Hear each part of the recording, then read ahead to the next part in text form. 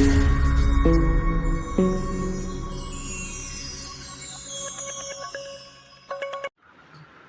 friends, saravanakumar. Welcome to Power Space Solar Tech.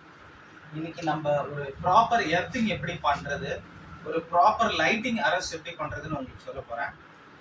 நான் சைட்ல இல்லை, ஆனால் என்னோட ஆஃபீஸ்ல இருந்து உங்களுக்கு சொல்லி கொடுக்க போறேன். அதுக்கு முன்னாடி நீங்க சோலார் பத்தி கம்ப்ளீட்டா தெரிஞ்சுக்கணும்னா என்னோட சேனலை சப்ஸ்கிரைப் பண்ணிக்கோங்க. மறக்காம அந்த பெல் ஐக்கானை கிளிக் பண்ணிக்கோங்க. மறக்காம இந்த வீடியோவை எல்லாருக்கும் ஷேர் பண்ணுங்க. அப்படின்னாதான் உங்களுக்கு சோலார் பத்தி தெரிஞ்சுக்கணும்னா எல்லாருக்கும் ஷேர் பண்ணுங்க. அப்பதான் சோலார் நாலேஜ் எல்லாருக்கும் வரும். ஏன் நான் இந்த வீடியோ எல்லாம் போட்டுட்டு இருக்கேன்னா, நான் சோலார் பண்றது ஒண்ணு, அது மட்டும் இல்லை, எல்லார் வீட்லயும் கண்டிப்பா சோலார் இருக்கணும். சோலார் நீங்க போடணும்னா ஒன்றும் பெரிய அமௌண்ட்லாம் இருக்கணும்னு அவசியம் இல்லை. உங்க வீட்டில் இருக்க சின்ன ஃபேனு, லைட்டு, இதுக்கெல்லாம் கூட நீங்க சோலார் போட்டுக்கலாம். சோலார் எதுக்கு போடணும்? இந்த உலகம் நல்லா இருக்குன்ற உங்களுக்கு ஒரு எண்ணம் இருக்குன்னா கண்டிப்பா நீங்க சோலார் போடணும். இந்த உலகம் கூட தேவையில்ல, உங்க வீடு, உங்க ஊரு, உங்க நாடு, இந்த சுற்றுச்சூழல் நல்லா இருக்கணும்னா கண்டிப்பா அதுல உங்களுக்கு ஒரு பங்களிப்பு இருக்கணும்னா நீங்க சோலார் கண்டிப்பா போடலாம். இந்த சோலார்ல சேஃப்டி ப்ரிகாஷன்ஸ் தான் நம்ம ஃபர்ஸ்ட் பார்க்கணும். இந்த சோலார்ல சேஃப்டி ப்ரிகாஷன்ஸ் நமக்கு எது? எர்த்து. கண்டிப்பா நம்ம வீட்டுக்கு எப்படி எர்த்து, பாடி எர்த்து கொடுக்கும், அந்த மாதிரி இந்த சோலாருக்கும் எர்த்து தேவை. முக்கியமா லைட்டிங் அரசு. ஏன்னா நம்ம சோலார் பேனல் வந்து ரூஃப் டாப்ல இருக்கு. மின்னல், இடி அந்த மாதிரி விழறப்போ நம்ம போட்ட இந்த சோலார் பேனலோ சோலார் இன்வெர்டரோ பாதிக்கிறதுக்கு வாய்ப்பு இருக்கு. அதுல இருந்து எப்படி ப்ரொடெக்ஷன் பண்ணலாம்? எல்லாருமே இப்போ வந்து எர்த்து போடுறாங்க. எந்த மாதிரி எர்த்து போடுறாங்கன்னா, ஒரு ஜிஐ ராடு போடுறாங்க. அதுல இருந்து மேல ஒரு 1 square mm வயரோ, 2.5 square mm, 4 square mm வயரோ போடுறாங்க. அது அப்படி போடக்கூடாது. ஏன் ஜிஐ ராடு போடக்கூடாதுன்னு நான் சொல்றேன். ஜிஐ ராடு வந்து துரு பிடிக்கும். அது வெளியில இருக்கும்போது துரு பிடிக்காது, ஆனா மண்ணுக்குள்ள இருக்கும்போது துரு பிடிக்கும். அதுவும் நம்ம வாங்குற ஜிஐ ராடு ஒரிஜினல் ஜிஐயான்னு தெரியாது. அதுல நான் கரோஷன் ரெசிஸ்டன்ட் கோட் ஆயிருக்கான்னு தெரியாது, ஜிங்க் கோட் ஆயிருக்கான்னு தெரியாது. அதனால நீங்க இந்த ஜிஐ போட்டீங்கன்னா உங்களோட ராடு வந்து ஒரு வருஷமோ 2 வருஷமோ கழிச்சு என்ன ஆயிடும்? மண்ணோட மண்ணா போயிடும். உள்ள எர்த் ராடு இருக்கிறதே தெரியாது. அப்புறம் இதுல எல்லாம் வயர் போடுறீங்க. ஏன் வயர் போடக்கூடாதுன்னு சொல்றேன்னா, வயர் வந்து இப்ப எதுவுமே சிங்கிள் ஸ்டாண்ட் வயர் கிடையாது, எல்லாமே மல்டி ஸ்டாண்ட் வயர் தான். ஒருவேளை நீங்க காப்பர் பிளேட்டோ இல்ல காப்பர் வயர், அதாவது திக் வயர் போடுறாங்க இல்லையா, 4 கேஜ், 8 கேஜ், அந்த மாதிரி கேஜ், 16 கேஜ், அந்த மாதிரி அது கூட போடலாம். ஆனா அது ப்ராப்பரா வந்து உங்களுக்கு வந்து ஸ்லீவ் ஆயிருக்கணும். யாருமே அந்த ஸ்லீவ் போடுறதுல அப்படியே ஓப்பனா போட்டுறாங்க. நாளடைவுல என்ன ஆகும்? அந்த காப்பர் மேல வெயில், மழை பட்டு பட்டு பட்டு பட்டு ஃபங்கஸ் ஆயிட்டு அதோட என்ன சொல்றது, மின்சாரத்தை, அந்த எர்த்தை கடத்துறதுன்னு சொல்லுவாங்கல்ல, அந்த இது குறைஞ்சு போயிடுது. இல்ல நாளடைவுல நடுவுல ஏதாவது துரு பிடிச்சு கூட அந்த என்ன சொல்லுவாங்க, காப்பர்ல வந்து ஒரு மாதிரி கிரீன் கலர் பாசி மாதிரி வந்து அதை அரிச்சு அந்த வயரும் கட் ஆயிடும். அதே மாதிரி கண்டிப்பா லைட்டிங் அரஸ்ட் போடணும். லைட்டிங் அரஸ்ட் எதுக்காக போடணும்னா, லைட்டிங் அரஸ்ட் பாத்தீங்கன்னா கண்டிப்பா நீங்க ஒரு மினிமம் 1 கிலோவாட் போடுறீங்கன்னா ஒரு 90,000 இருந்து 1 லட்சம் செலவு பண்ணி அந்த பேனல் போடுறீங்க, வீட்டுல இருக்க இன்வெர்டர் போடுறீங்க. ஒருவேளை நீங்க லைட்டிங் அரஸ்ட் போடலைன்னா உங்க வீட்டு பக்கத்துல செல்போன் டவர் எல்லாம் இருக்கிற பட்சத்துல உங்களுக்கு ப்ரொடெக்டடா தான் இருக்கும். ஏன்னா செல்போன் பக்கத்து வீடு, எதிர் வீடு செல்போன் டவர் எல்லாம் இருக்குன்னா உங்களுக்கு ப்ரொடெக்டடா தான் இருக்கும். உங்களோட நீங்க போடணும்னு அவசியம் கூட இருக்கு. ஒருவேளை அதெல்லாம் இல்லை அப்படின்னா நீங்க கண்டிப்பா லைட்டிங் அரஸ்ட் போடணும். லைட்டிங் அரஸ்ட் போடலைன்னா இன்கேஸ் ஏதாவது ஒரு காரணத்துக்கு அந்த பேனல் மேல லைட்டிங் விழுந்ததுன்னா பேனல் அடி வாங்கும். பேனலோட செல் கனெக்டிவிட்டி கட் ஆகும். ஹை வோல்டேஜ், டிசி வோல்டேஜ் உள்ள போகும்போது உங்க டிசி டிபி அடி வாங்கும். ஒருவேளை டிசி டிபியோட நின்றுச்சுன்னா பிரச்சனை இல்லை, சர்ஜ் ப்ரொடெக்ஷன் இருந்ததுன்னா பிரச்சனை இல்லை. ஒருவேளை நீங்க வெறும் எம்சிபி தான் போட்டிருக்கீங்க அப்படின்னா அடுத்து உங்க இன்வெர்டரோட எம்பிபிடி போர்டு அடி வாங்கும், மதர் போர்டு அடி வாங்கும். அதையும் தாண்டிச்சுன்னா அந்த இன்வெர்டர்ல என்னென்ன அப்ளையன்சஸ் எல்லாம் கனெக்ட் ஆகிருக்கோ இதெல்லாம் அடி வாங்க வாய்ப்புகள் நிறைய இருக்கு. அதனால கண்டிப்பா லைட்டிங் அரஸ்ட் போடணும். எந்த மாதிரி போடணும்னு நான் இப்போ உங்களுக்கு சொல்றேன்.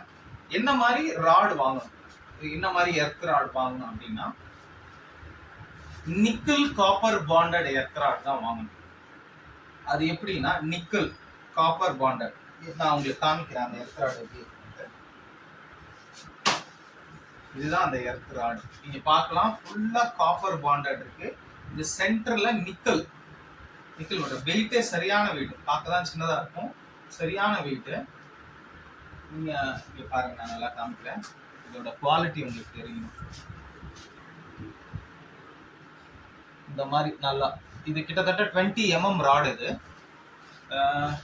அதே மாதிரி இது எக்ஸல்னு ஒரு கம்பெனி. இது நம்ம ஐஎஸ்ஐ, இதுக்கு ஐஎஸ்ஐ இருக்கு. அதே மாதிரி இது அப்படியே போட்டுடலாமான்னா கூட போடலாம், ஒன்றும் ஆகாது. ஆனா இதை நீங்க உள்ள கிரவுண்டுக்குள்ள இறக்கிட்டு ஒரு 2-3 அடிக்கு ஒரு கை அளவுக்கு, அது மினிமம் ஒரு கை எவ்வளவு போதோ அந்த அளவுக்காவது இதை சுத்தி ஒரு பள்ளம் தோண்டிட்டு இது கூட நம்ம ஒரு கெமிக்கல் கொடுக்குறோம். அந்த கெமிக்கலை கரைச்சி ஊத்திட்டீங்கன்னா, ஆல்ரெடி இந்த rod chemical copper bonded plus nickel, ஒன்றும் ஆகாது. அந்த கெமிக்கல் நீங்க உள்ள ஊத்துறப்போ இந்த ராடு வந்து குறைஞ்சது 25 வருஷத்துல இருந்து 40 வருஷம் இருக்கும். எர்த் வேல்யூன்னு செக் பண்ணலாம், பக்காவா இருக்கும்.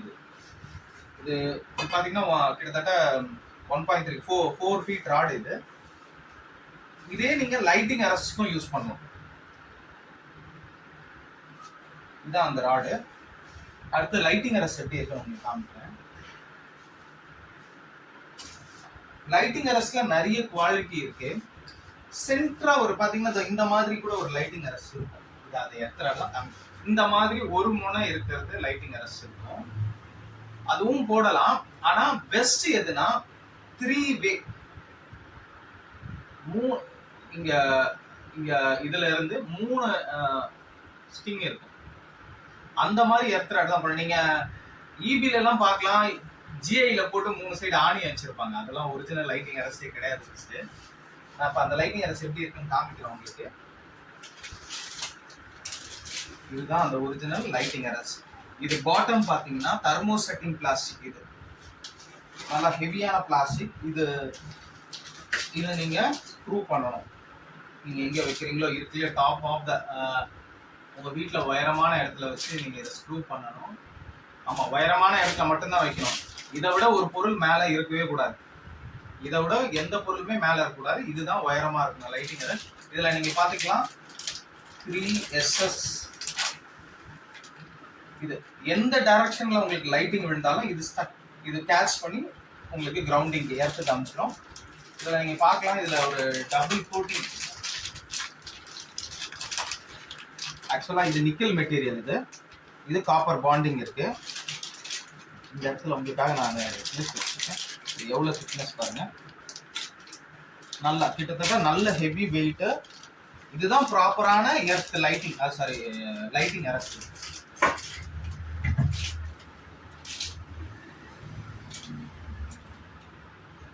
சரி, இதெல்லாம் எங்க கிடைக்கும்னு உங்களுக்கு ஒரு டவுட் இருக்கலாம். எல்லா இடத்துலயும் கிடைக்கும். உங்களுக்கு வேணும்னா நம்ம கிட்டயும் வாங்கிக்கலாம் இதை நீங்க. சரி, நீங்க இந்த லைட்டிங் அரெஸ்ட் சொல்லிட்டீங்க, கீழே எர்த் ராட் சொல்லிட்டீங்க. இது ரெண்டுத்தையும் கனெக்ட் பண்ணணும்ல. ஒயர் போடக்கூடாதுன்ட்டு. ஏன் ஒயர் போடக்கூடாது? ஒயர் என்ன ஆகுனா, அதெல்லாம் multi stand wire. Multi stand இருப்போ அந்த ஒயர் வந்து தனித்தனியா இருக்கும். மல்டி ஸ்டாண்ட் தனித்தனியா இருக்கும். ஒரு எர்த் அதுல நிறைய பேர் 16 ஸ்கொயர் mm ஒயர் எல்லாம் போடுறாங்க. தப்பு சொல்ல மாட்டேன், ஆனா அது போடக்கூடாது. ஏன்னா ஒரு மல்டி ஸ்டாண்ட் ஒயர்ல நம்ம போடுறப்போ அந்த ஒயரோட ஸ்ட்ரென்த்னிங் கம்மியா இருக்கும். அதுக்குள்ள லைட்டிங் இறங்குறப்போ தனித்தனியா இறங்கும். அப்ப என்ன ஆகும், உங்களுக்கு ஃபியூஸ் மாதிரி டக்கு டக்கு டக்கு டக்கு டக்குன்னு கட் ஆகும். ஏதாவது லைட்டிங் அரெஸ்ட் அட்டாக் ஆன ஒயர் எடுத்து பாருங்க, உங்களுக்கு தெரியும். யூடியூப்ல தான் இருக்கு பாருங்க. இதுக்கு என்ன போகணும்னா single stand copper or aluminium. Copper ரொம்ப காஸ்ட்லி. நீங்க காப்பர் சிங்கிள் ஸ்டாண்ட் போடுறதா இருந்தா ஒரு 10 ஸ்கொயர் mm போடலாம், இல்ல 16 ஸ்கொயர் mm போடலாம். இல்ல நீங்க அலுமினியம் போடுறதா இருந்தா 8 mm or 20 அதாவது 50 ஸ்கொயர் mm போடலாம். காப்பர் வந்து ரொம்ப விலை காஸ்ட்லி. சிங்கிள் ஸ்டாண்ட்ல நீங்க ஸ்லீவோட வாங்குறது ரொம்ப காஸ்ட்லி. அது கிட்டத்தட்ட ஒரு மீட்டரே பாத்தீங்கன்னா ஒரு 450 ரூபாயில இருந்து 500 ரூபாய் இருக்கும். இப்ப நான் உங்களுக்கு அலுமினியத்துல காமிக்கிறேன். இதுவும் கொஞ்சம் ஹெவியான மெட்டீரியல் தான். இருக்கு பாருங்க, இதுதான் அது. நீங்க பார்க்கலாம், இங்க இதோட திக்னஸ் பார்க்கலாம். இதோட காயில் பாருங்க, ஜஸ்ட் 50 மீட்டர் கேபிள். என்ன நான் வாங்கியிருக்கேன், என்ன வெயிட் இருக்கு தூக்கவே முடியல. கிட்டத்தட்ட அப்படியே ஒரு 15ல இருந்து 18 கிலோ இருக்கும், மேலே இருக்கும். இது பாருங்க, இதோட குவாலிட்டி பாருங்க, இதோட எப்படி இருக்குன்னு பாருங்க. இந்த மாதிரி இந்த ஸ்லீவ் இது பாருங்க, இந்த ஸ்லீவோட கனம் பாருங்க. ஒருவேளை இதுல லைட்டிங் பாஸ் ஆகும் பொழுது இதுல இருந்து உங்களுக்கு எந்த ஸ்ப்ரெட், நீங்க வீட்டை ஒட்டி அடிச்சிருப்பீங்க கிளாம்ப், இதனால வீட்டுக்கும் எந்த அஃபெக்டும் இருக்காது. அந்த அளவுக்கு இதுல ஸ்லீவ் நல்ல ஹெவி ஸ்லீவ் கொடுத்துருக்காங்க, நல்லா திக்கான. இதை நான் எப்படி உங்களுக்கு காமிக்கிறேன் பாருங்க, இது எவ்வளவு திக்குன்ட்டு. என்னோட கட்டர்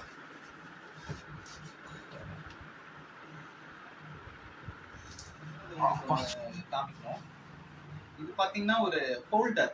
இது என்ன ஹோல்டர்னா, நம்ம இவ்வளவு நேரம் பேசிட்டு இருந்தோம் இல்லையா, அந்த லைட்டிங் அரஸ் மேல இருந்து கீழே போற அந்த வயர், இந்த அலுமினியம் வயர், இது நீங்க இன்ஸ்டால் பண்றதுக்கான ஒரு ஹோல்ட் பண்றதுக்கான ஹோல்டர் இது.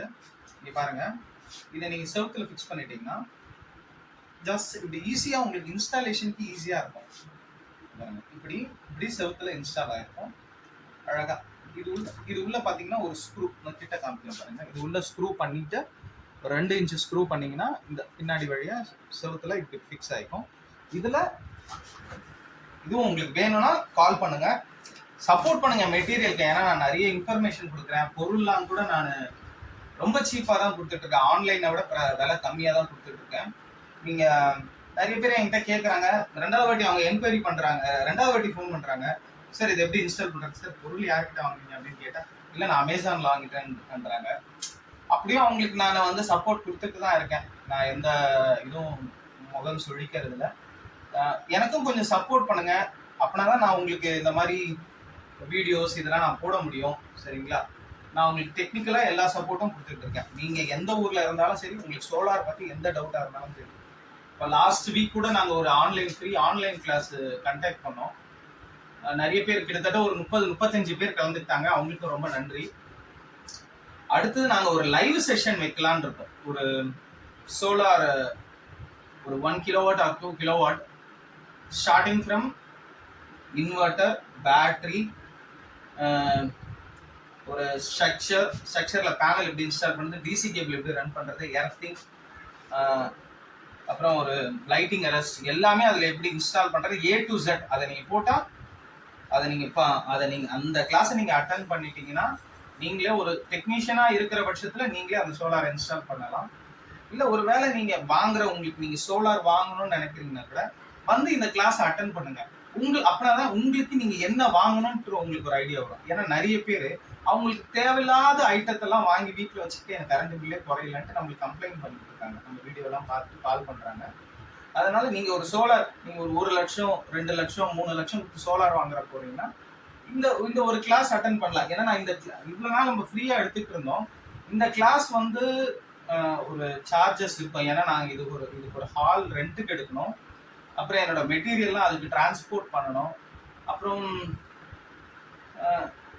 உங்களுக்கு லஞ்ச் எல்லாம் அரேஞ்ச் பண்ணணும். அதனால அதுக்கு என்ன காசோ அந்த காசு ஒரு மினிமம் காசு தான். நீங்க சோலார் வாங்குற பொருளை விட ஒரு 0.5 சோலார் வாங்குற காசுல இருந்து ஒரு 0.5% தான் அந்த காசு இருக்கும். நான் எவ்வளோன்னு கால்குலேட் பண்ணி சொல்றேன், ஏன்னா எல்லாரும் கலந்துக்கிற மாதிரியும் இருக்கணும். ஆனா நிறைய சோலார் கிளாஸ் நானே அட்டன் பண்ணியிருக்கேன் என்னோட ஆரம்ப காலத்துல. எந்த கிளாஸ்லயுமே சரி நீங்க ஒரு சோலார் எப்படி இன்ஸ்டால் பண்ணுறது சொல்லி தர மாட்டாங்க. போவாங்க, ஏதோ தேரி மாதிரி எடுப்பாங்க, ஒரு ஸ்கூல் பசங்களுக்கு எடுக்கிற மாதிரி இருக்கும். ஆனா நம்ம அப்படி கிடையாது. நீங்க என்னோட கிளாஸ் அட்டன் பண்ணீங்கன்னா A to Z ஒரு ஆஃப் கிரிட் சிஸ்டத்துக்கு தான் நான் எடுக்க போறேன், ஆன் கிரிட் கிடையாது. ஒரு ஆஃப் கிரிட் சிஸ்டத்தை எப்படி வாங்கணும், எப்படி நீங்க இன்ஸ்டால் பண்ணணும், எப்படி மெயின்டைன் பண்ணணும். ஆஃப் கிரிட் சிஸ்டத்துல inverter, battery, structure, panel, lighting arrester, earth rod, everything. அதனால மறக்காம நீங்க வேணும்ன்றது இப்பத்துல இருந்தே ரெஜிஸ்டர் பண்ணிக்கிங்க. ஏன்னா சின்ன ஹால், ரொம்ப பேருக்கும் என்னால ட்ரைனிங் கொடுக்க முடியாது, ஒரு மினிமமா தான் கொடுக்க முடியும். நீங்க கலந்துக்கணும்னு நினைச்சீங்கன்னா இமீடியட்டா என்னோட நம்பருக்கு வாட்ஸ்அப் பண்ணுங்க, நான் என்னோட குரூப்ல ஆட் பண்ணிக்கிறேன். நான் கிளாஸ் மட்டும் அது ஆக்சுவலா ஜனவரியில தான் இருக்கும், சரிங்களா? ஏன்னா இந்த 1 month டைம் ஏன் எடுத்துக்கிறேன்னா அப்பதான் கொஞ்சம் நிறைய பேர் சேருவாங்க. அதனால உங்களுக்கு ஏதாவது சோலார் பொருள், சோலார் பத்தி சம்பந்தம், சோலார் ஸ்பேர், நீங்க எந்த ஊர்ல இருந்தாலும் சரி கால் பண்ணுங்க. அதே மாதிரி MPPT charge controller, Asha power inverter, UTL inverter, luminous inverter எல்லாமே நம்ம டிஸ்ட்ரிபியூஷன் இருக்கு நம்மகிட்ட. வேணுன்றவங்க கால் பண்ணுங்க. என்னோட பேர் Saravanakumar. Have a good day.